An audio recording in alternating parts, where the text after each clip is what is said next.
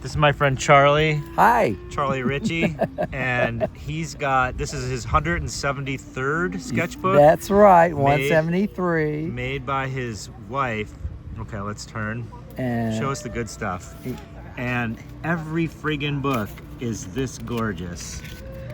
Well, thank you, Scott. I enjoy working in my journals. There it is. Working in watercolor, mostly graphite, pen and ink, sometimes a little acrylic. This is my late spring or late winter moving into spring book. So you see the leaves are starting to appear on the tree, starting a little bit of green. There's the last snow of winter over there on the right. Let's see, nighttime, I work early morning, so I'm up in the morning and I see these little flashes of things that are exciting, and I do sketches. Wow. The light on the house across the street. These are all done from the same chair, basically, working at the window or turned around looking into the room. And you can see the various signs of spring. This is a huge tree behind that house that comes alive. It's a star magnolia kind of tree. And every year it has this beautiful white puff that means spring has arrived. And here's the light coming across the front yard, and there's a street lamp at the end of our driveway.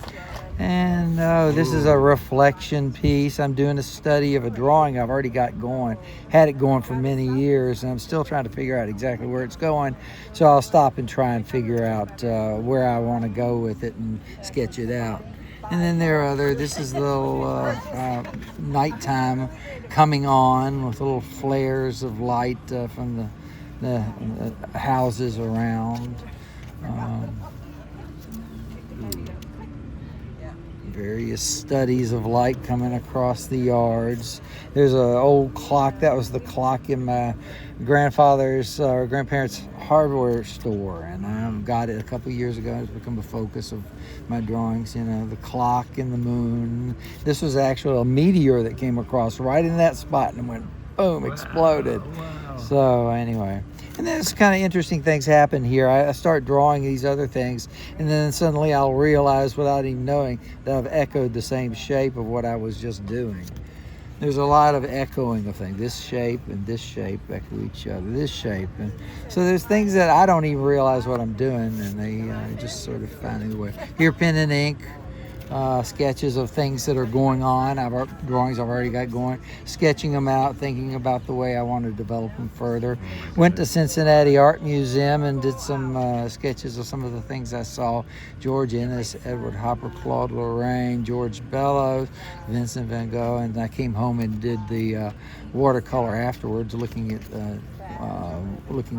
reproductions. So you're always learning. Always learning, always sketching after other things, or sketching for the things I've drawn a million times before, because they're always changing in front of me. Are these bright little ones layered, or is it mostly you do a pretty intense saturated color right from the start? I'm trying to do more of the latter. Right, At times I tried to do a little bit under, like this is probably yellow under here, and then I duck the green over at the top of it. But you know, the truth is, you get it right the first time, it can just pop. It's harder to do though. It's hard to do. You gotta work with it and learn what's going to be. Because too much of one saturated color, it gets blotchy and it looks smudgy and it looks muddy.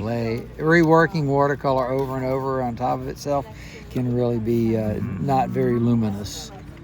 And so there stays the moon on the consecutive nights, and different effects. Wow, these are all amazing. Let's see what we got here. We got some of the houses, the shapes of this dormer and this chimney, the shadows that are created by the sun throughout the day fascinate me. It can be reduced to geometry, and I think it's a very good exercise to Like a do that Sheeler? over. Yeah, Sheeler, absolutely. And trying to reduce things down to just very elemental shapes. What's essential to suggest these forms? Wow, that's so cool. This is a little study. Now, this is a piece I started in 1988. It's a drawing outside of the book that I've been working on. I'm trying to figure out how to move it forward. So if I finish it in the next year or two, it'll be a 42, 43-year-old drawing. Oh my God. I love that. And then, here's the light of the late afternoon, and here's the light of the brilliant morning on this same little area of the house across the street. That's great.